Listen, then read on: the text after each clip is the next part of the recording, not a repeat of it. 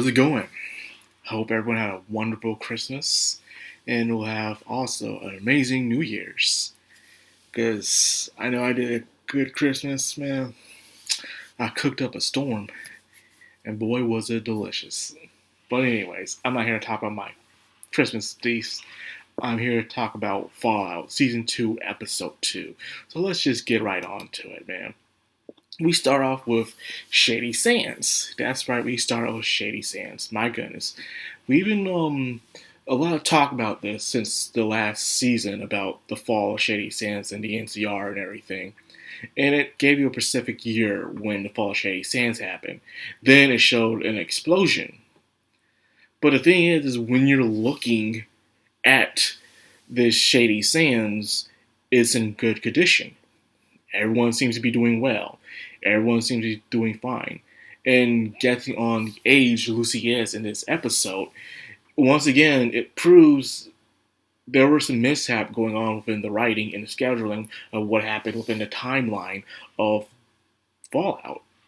So the naggers were right, in a way. I know people don't want to hear me say this, but it's the truth. We were told that Shady Sands fell, then the bomb happened. That's what we were complaining about. They said, no, it happened during the bomb explosion. But that's not the point. This is literally the same day of the bomb happening, and everything seems to be okay. There seems to be no fall.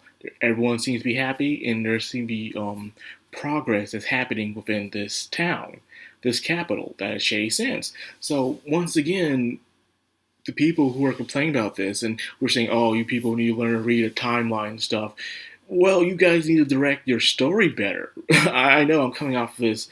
I enjoyed the episode, but like I said, I have my gripes with the thing. And one of my gripes that I'm having right now is that it's showing you right here that the episode, your timeline was incorrect. You had a board, which everyone was talking about from last season, showing the timeline of Shady Sands and the NCR. And then they're like, no. They said Shady Sands fell, then the explosion happened. But that doesn't make any sense. The explosion happened on the day where everything seems to be fine. So whether you gave us context that these people were struggling to survive or something happened, other than that, the naysayers were correct. The people that the toxic positivity guys were talking about were right about the entire thing. So can you really get mad at them now when the show itself doesn't know how to do the timeline correctly? You know, I know people hate to hear this nag, but it's the truth. They were not consistent with the timeline. And that is the truth. I know people hate to hear that, but that's what happened. So you're seeing a ranger and the soldiers patrolling it. And speaking of patrolling, you see, no, not there yet. We are at Maximus' parents. Maximus' parents, his father is creating clear, filtered water. Complete purified water for themselves and the town. And they finally got it going. They're starting to make themselves alive here. Now, they weren't always residents of Shady Sands. They lived somewhere else, but they moved here. So you gotta remember, Shady Sands is just one capital of the NCR. One area. There's tons of areas that they came from. So where they came from, I don't think it matters. They just moved to Shady Sands because that's where they're told the most peace is happening. That's happening at. Then, speaking of patrolling the Mojave makes you wish for a nuclear winter.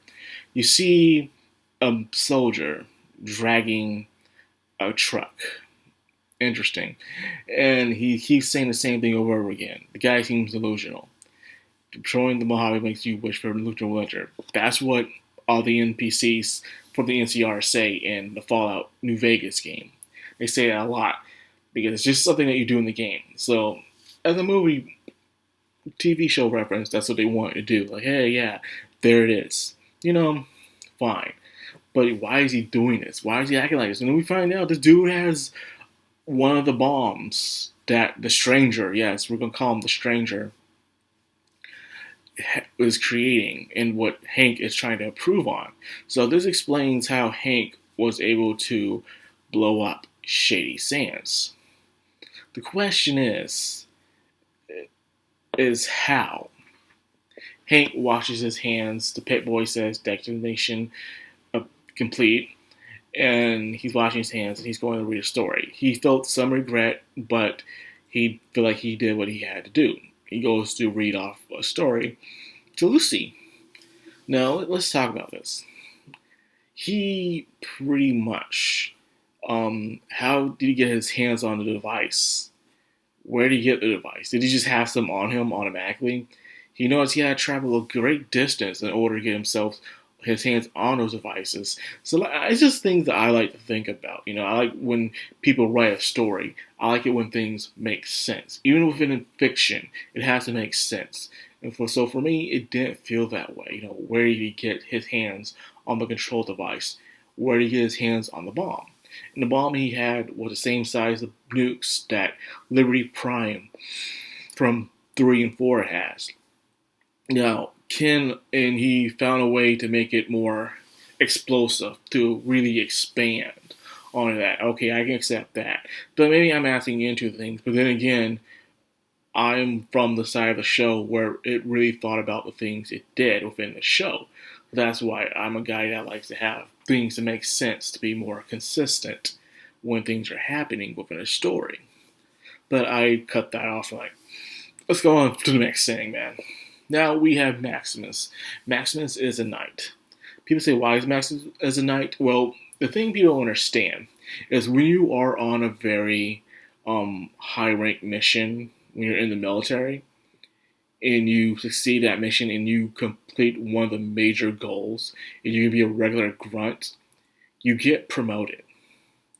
Heck, you could be on the battlefield one day, and you can be a regular dude or a lieutenant or something, and someone who is higher ranking than you gets killed during that moment of battle, you will be the one to be immediately promoted.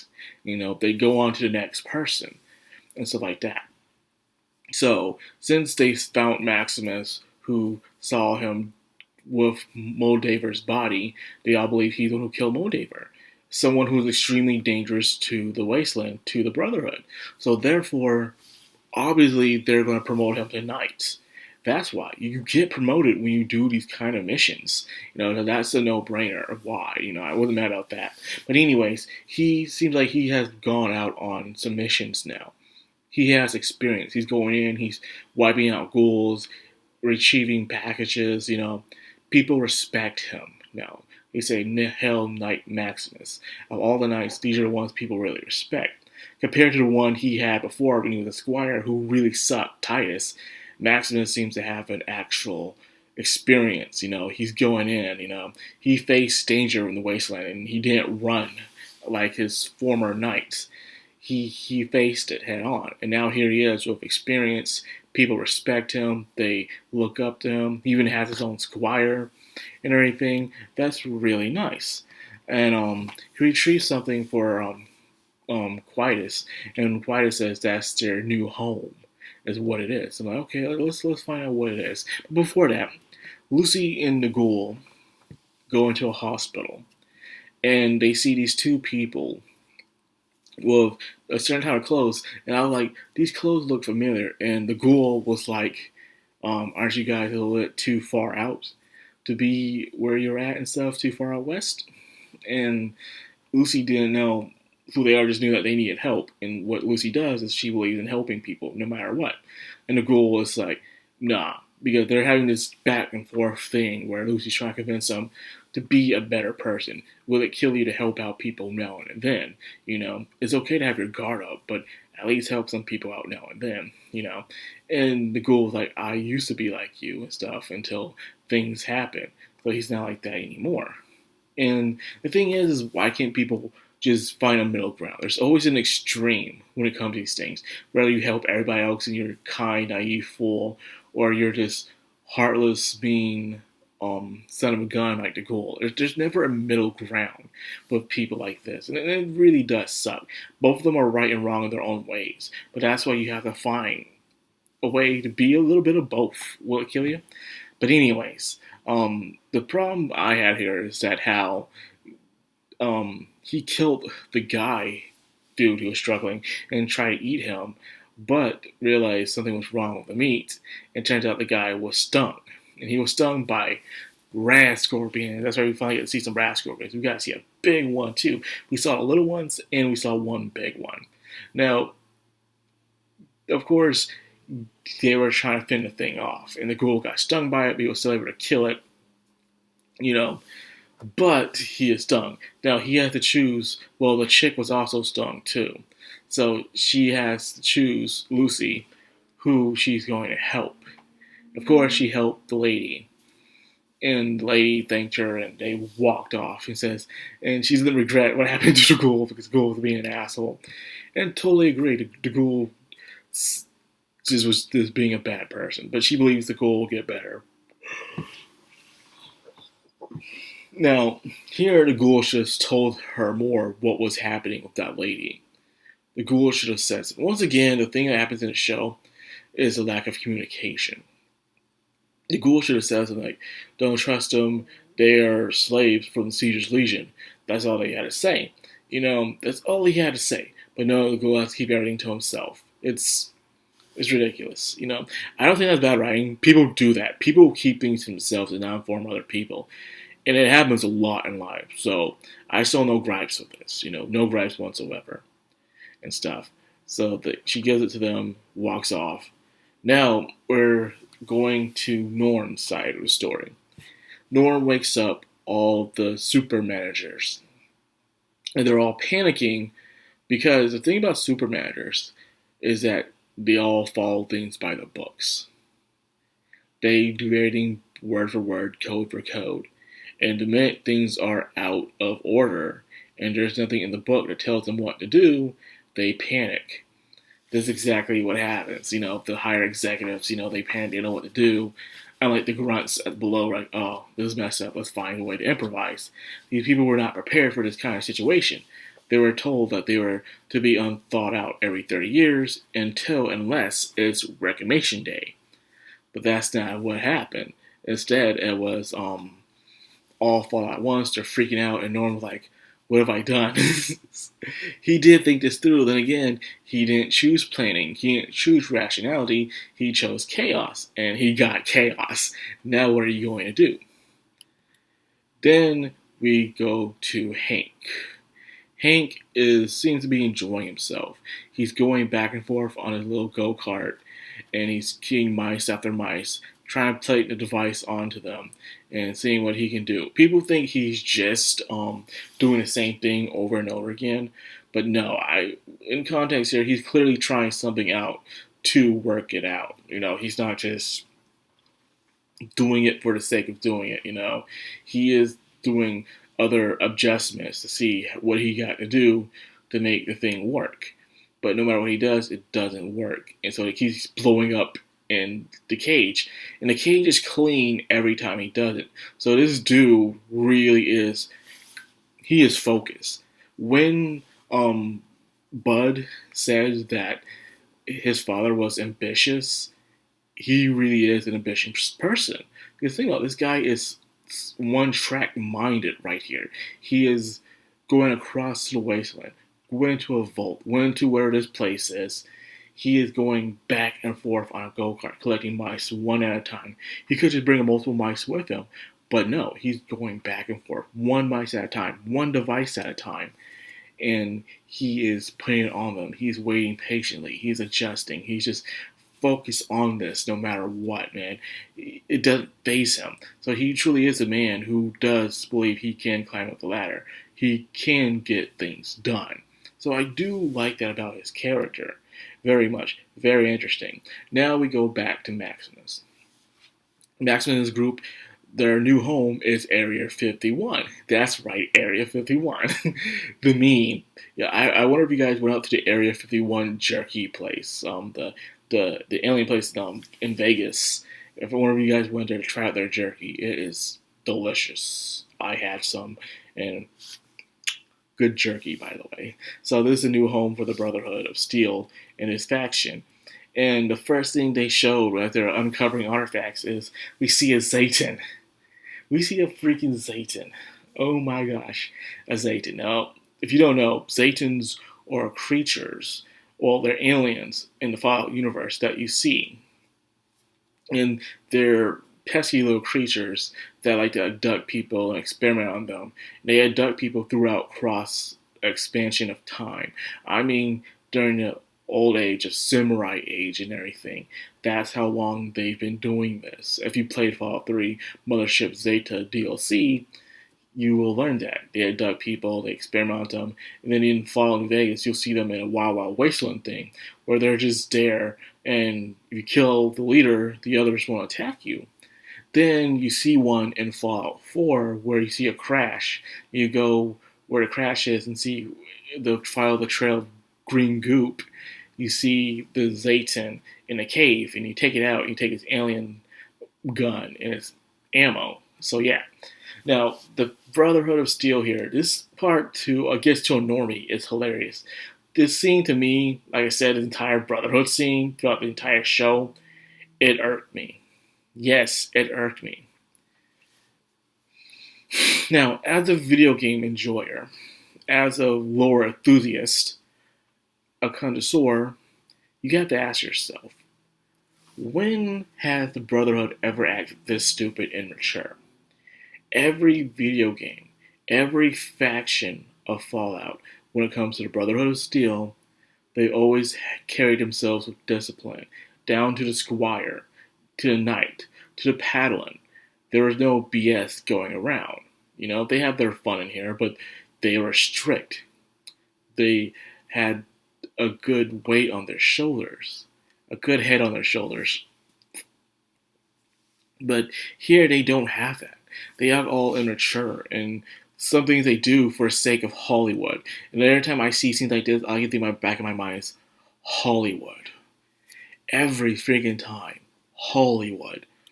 And for instance, another scene that really irked me was the explosion of the car. You see this nice, pristine, pre-war car. A car you haven't seen working since Fallout 2. And they're pulling one out. And you guess what they do with it? They blow it up. They blow up probably one of the last remaining pristine pre-war cars. And I'm like, why? Even my sister looked at me and said, why? And she's like, are these people supposed to preserve technology and stuff? And it's not just weapon technology, also any form of high advanced technology. And these things have nuclear fusion cores inside them too.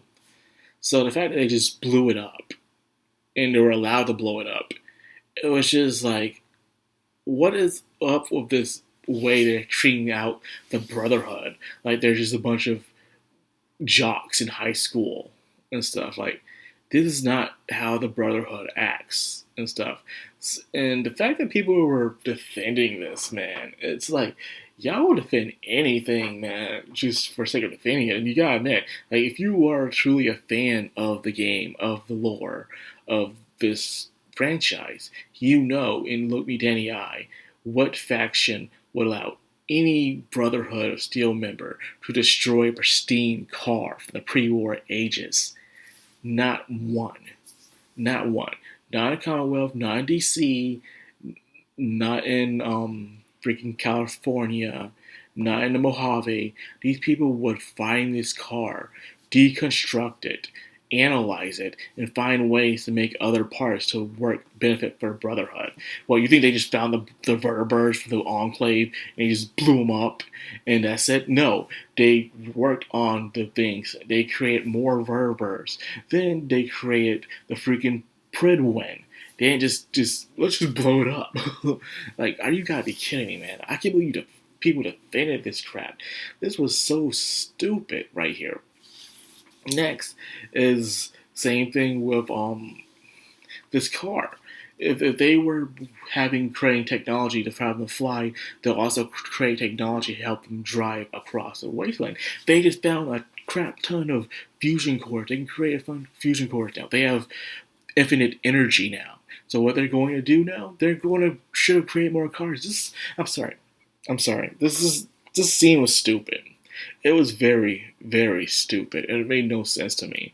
I couldn't stand it. But anyways, Maximus, like I said, is just doing what he does. I feel like that he's just doing his job. He just wants to make the Brotherhood a better place because he doesn't see anything else out there that's good or nice. So he's just working on himself and the people around him and trying to make the Brotherhood a better place to call home. But his friend feels like there's something not going right. That Quietus is just summoning a meeting of the other um, elders, but he didn't invite the Commonwealth, which could be acts of treason and a civil war, which is weird. Well, and again, Max, no, I got people, I forgot the scene because what happened in Fallout 3, where they cut off ties with the East Coast Brotherhood, but then again, they reconnected thanks to Maxon in Fallout 4. So like, oh yeah, that's right, that's what happened. So the Commonwealth Brotherhood, they're the top faction, which is ironic how much the Commonwealth Brotherhood grew, and that is because of Linus in the first place. Linus went there to the East Coast to find technology, but he ended up helping out the capital wasteland, and he ended up finding Liberty Prime and strengthening of the Brotherhood. But then he died along with his daughter. Then Maxon took over, and then all of a sudden the Brotherhood got even stronger and took over the Commonwealth, and of course probably took technology from the Institute as well. So there's a big possibility of that happening as well. Very, very interesting. Now,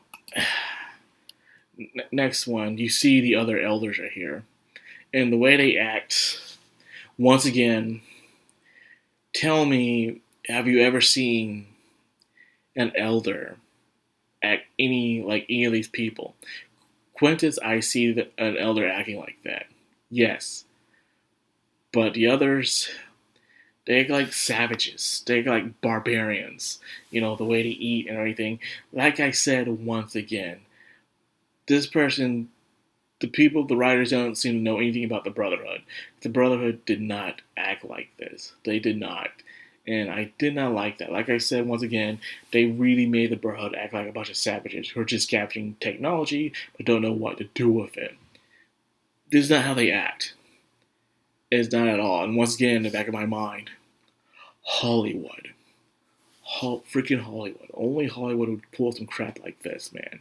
So I did not like this. Once again, the way he acted. So he got them there together for them to work together, and he offers them fusion cores and probably more than that because they have cold fusion, so they can do whatever they want.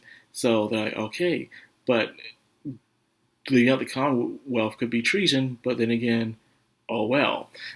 So they're quickly to abandon their code, which is okay. But like I said, the entire Brotherhood scene right there, it just ticked me off, man. From seeing the Zayton, from blowing up the car, from even the two knights playing around with a plasma grenade, it really felt like that they were just dumbing down the Brotherhood from what they really are, and that's just what Hollywood likes to do, because we need to keep the people entertained and stuff like. You don't have to do that. We didn't do it in the past. You don't have to do it now. In the Lord of the Rings, did you see the guards and the knights acting goofy all the time? No. Same thing with Star Wars. Even with the stormtroopers. The stormtroopers were terrible hitters, but they didn't act goofy. They didn't act stupid. Okay, there's some soldiers, for crying out loud. You know, they're only acting goofy now because, like I said, current modern writing. Like I said, millennials have done so much damage to the entertainment industry. It's just disappointing. I swear. Us millennials, man. Now, Lucy is with the slave, and she's telling her that I don't want you to be, hard R by the wrong people and stuff. And say, oh, so she is leading Lucy somewhere. And Lucy is just, once again, not learning her lesson. This is just Lucy. So I'm guessing if we're going to find a scene where Lucy will learn to toughen up a bit, and the ghoul will learn to soften up a bit. I wonder if that's what's going to happen in this season. We can only wait and see. But anyways, the chick left and just disappeared, and Lucy is just by her lonesome in this weird, creepy place at night. I swear, this girl. Anyways, back to Norn. Norn was able to convince people what to do. He did something where he was like able to speak their language. That he is the product of generations of super managers all into one, and they all become his staff members. And their last test by Bud is to get out of this place. So after he starts giving them the merit badges and telling them how to work together, he is doing management. It's ironic because the way I'm seeing Norm's story is going feels exactly what Bud wants, but not the way he expected. He expected the world to be dominated by management and time. And you had someone like Norm who was not good at anything that he did after that. But now he is somehow able to command these staff of people who were trained their entire lives to be super managers. And he's able to get them to coordinate and work together to get out of this place. He's very ambitious. And we're back to the father, Hank. Isn't it funny every time we have Norm scenes, we immediately go to Hank. The first scene where he releases everybody and everyone's freaking out, we go back to Hank doing the testing. Now he's trying to get everyone to work together, and he's able to get everyone motivated, and we go back to Hank. Now, speaking of Hank, here we are. Hank is pretty much talking to one of the people he unthawed, who is there at this place. Don't know where he's at, like I said, but he is there, and he does the typical CEO thing, where he's saying, it says here that you had a family, but you only ordered for yourself to be here. And then he says, well, this place is expensive. And Hank, despite how evil he can be, he believes in family. And he says, no, that's a big no. You can't put a price on family. Family is our entire motto here. We even advertise it in Vault-Tec. Family is everything and stuff. So Hank strongly believes in family no matter what. But if you abandon the family, run away, and you feel like he can't get you back, then he will destroy you. So if you're not part of his family, he doesn't care about you. So therefore, he just tests it on the guy, the chip. And he tests the chip on the guy because he realizes that the mice are too small to handle even the small chips. So maybe he needs to try it out on people. So he's done with mice. He's going done with mice, and he's going on to man. From mice to man. I mean.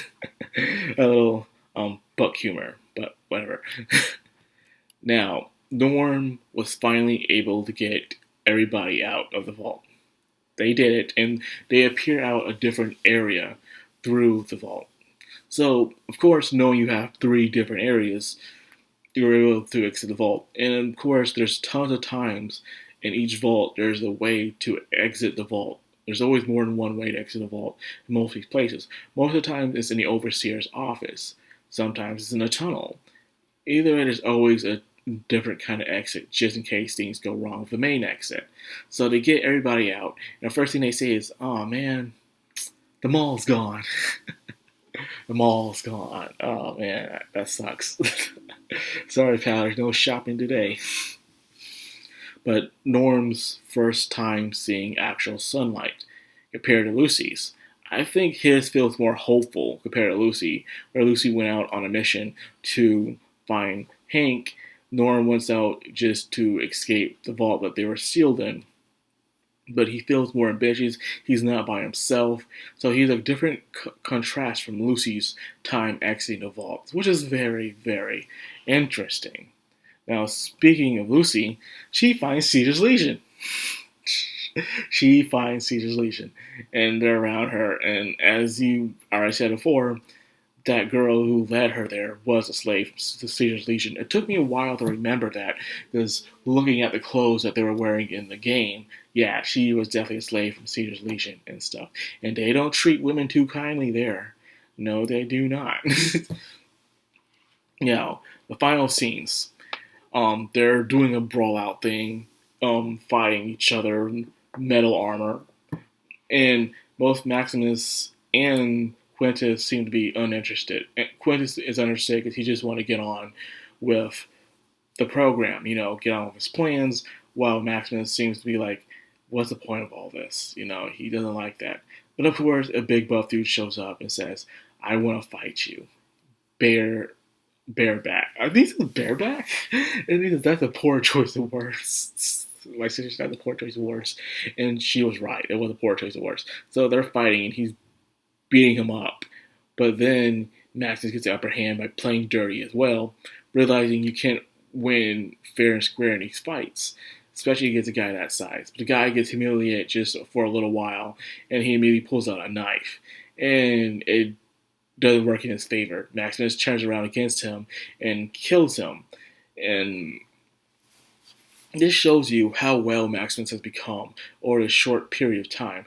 I don't know how many weeks or months have passed, but it's to the point where he can take down people bigger than him. I remember when we first seen Maximus in an actual fight against a bunch of raiders, he was struggling against the raiders. And for him killing him off in the power armor, he would have gotten his stuff beat.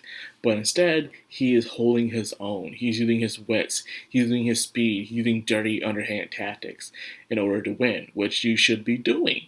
So Maximus truly has grown into a true figure that people can look up to in his squadron, which is really nice. Then at the end, a Verbird shows up, and someone from the Commonwealth shows up saying, I heard the Civil War is starting. And I haven't got my invitation. So, how did the Commonwealth find out about this? Who spilled the beans? I'm believing it's Maximus' friend. Everyone thinks it's Maximus' friend, and it's a big possibility, but he's there. I don't know why people thought this dude was Maxon. I do not know why. He looks nothing like Maxon from Fallout 4. I don't know why people thought that was him. That was ridiculous. He looks nothing like him. And of course, Hollywood isn't that dumb to do it. Then again, Hollywood is known for race swapping a lot. So, but no, this is not an accent. This is a Padawan, okay, not an elder. So there's a big difference. But anyways, so there it goes, man. There's a show. What's my opinion?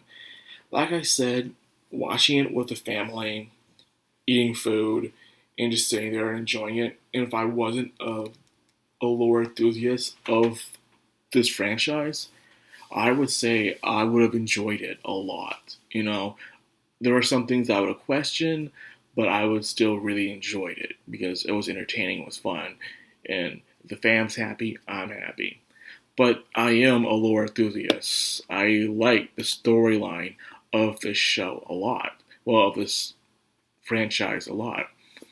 So seeing what they're doing with the Brotherhood, and that's the main thing I really had problems with, was with the Brotherhood in this scene, and all these scenes, that irked me a lot.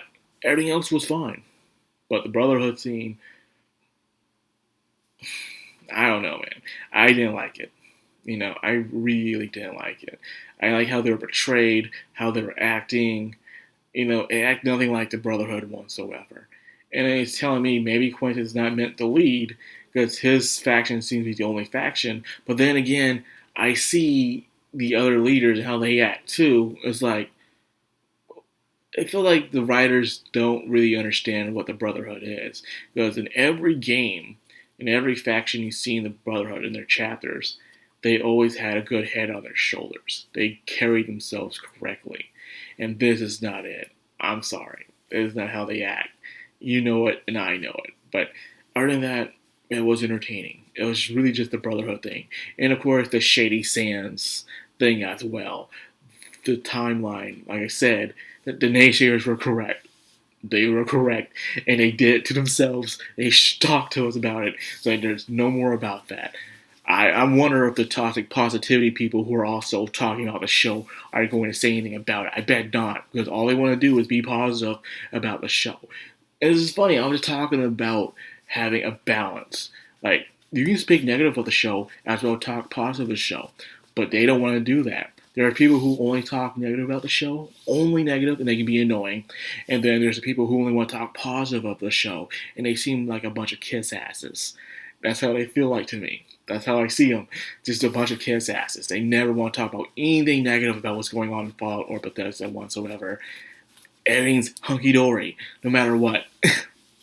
So they bother me the most because when you enable people to keep doing bad things, things only get worse.